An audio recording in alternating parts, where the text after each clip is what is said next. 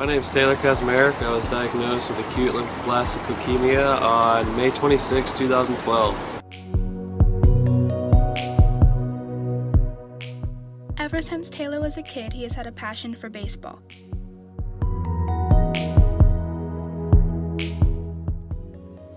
What age were you diagnosed with ALL? I was diagnosed May 26, 2012 at age of 20.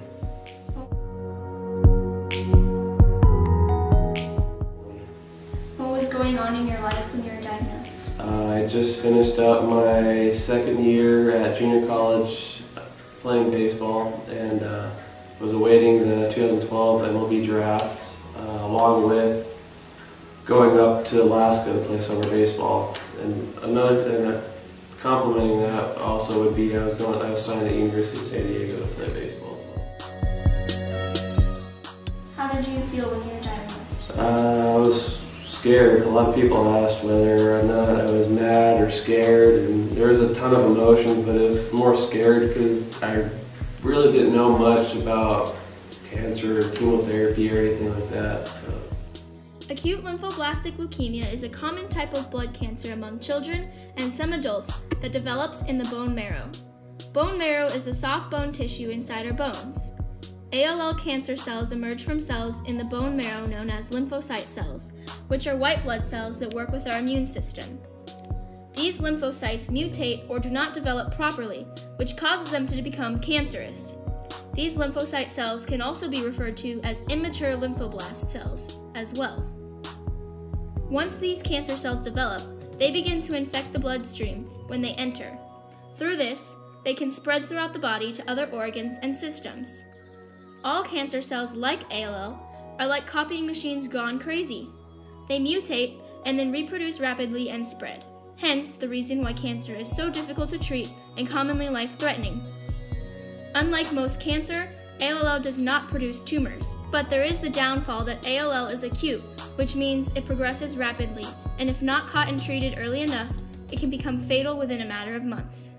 The exact cause of ALL is unknown for most individuals, but fortunately, it does hold a high survival rate, especially for the younger children that are diagnosed with it. It is rare that ALL develops in adults, but is possible and more dangerous. Acute lymphoblastic leukemia has many negative effects on its victims, including chronic fatigue or weakness, dizziness, fevers, shortness of breath, easy bruising, anemia, bone or joint pain, and much more. Fortunately for Taylor, he was able to continue working out during his treatments for the most part because of his determination and drive. But for many patients, motivation is hard to obtain during painful treatments, which is why Taylor is such an inspiration. What kind of effects does it have on you, or did it have when you were first diagnosed? Emotional, I was really healthy. I was into my working out and being fit and stuff, and so I went from 220 pounds to 180 pounds in a month and a half period, and it kind of just, the first 6 months of treatment were just horrible. You're tired and just didn't feel good, and it was just wanted to get through it. I'd sleep probably like maybe 16 hours out of the day sometimes. What were some treatments that you had to have? I'm actually currently still in treatment, and the treatment is 2.5 years long, and I mean, I couldn't even begin to start how many different chemos I took, but at the beginning they hit you with like chemo, I think it was like every other day or every day for a whole month, and it consisted of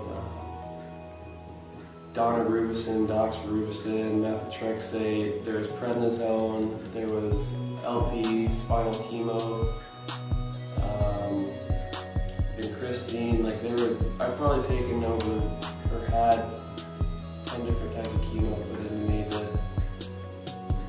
get me cured and stuff like that. So I mean, there's totally different types, and with the treatment that I'm on, it's been refined twice so far. Like they've done multiple tests, and then they found out that the one I'm on right now is the best cure rate out of them all, and they just added a whole 24-hour chemo where I had to stay overnight at Phoenix Children's Hospital.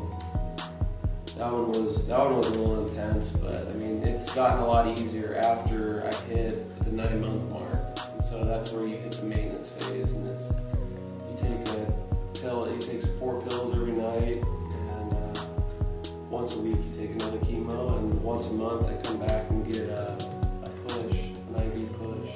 So that's what consists of my treatment now. Did it change things that you could do before you were diagnosed?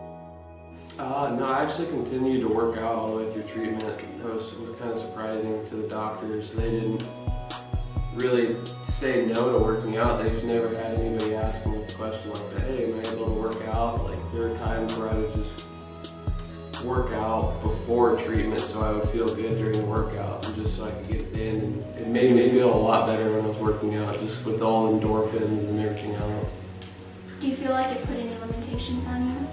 Yeah, it took me, I had no endurance when it came to running or like demanding exercises, and so I just had to work my way up. And at one point I really couldn't even run because my muscles got so weak at one point, so I just walked, and I just kept trying to do a little more each day.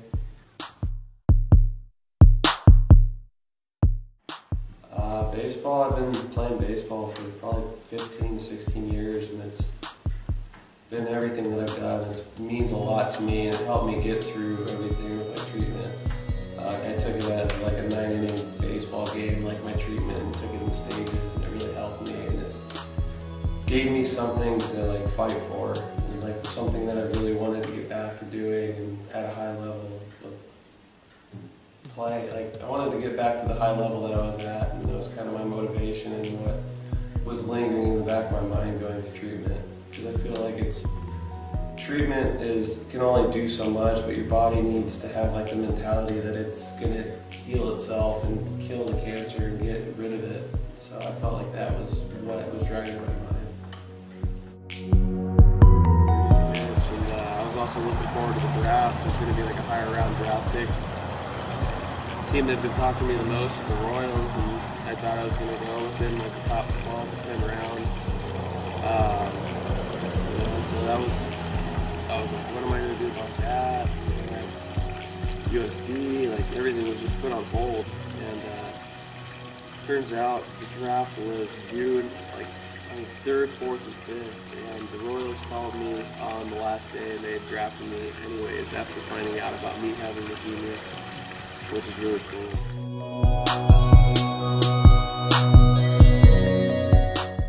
You know, I had my first appearance against University of New Mexico February 16th, 2014. And did pretty well. It hit 88 miles an hour, which is close to what I was before. And I was kind of surprised, and just kept getting a little better every time I went out. And, Throughout his journey, Taylor had an immense amount of support from family, friends, and the community. Multiple fundraisers were held for him to assist with treatment costs and to help him and his family better cope during such a difficult situation. Along with this, his family and friends also participated in the Light the Night Walk on a team in his honor. Having people support you during difficult times is important, and Taylor is very grateful for those he had behind him.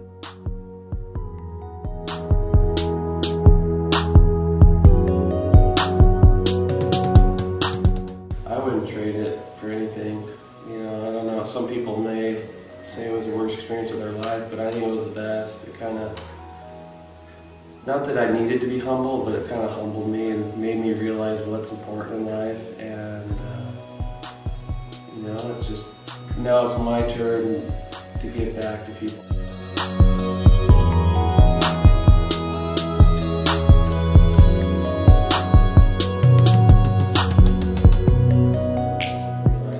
I'm happy to be here, and I love life now even more than I did before.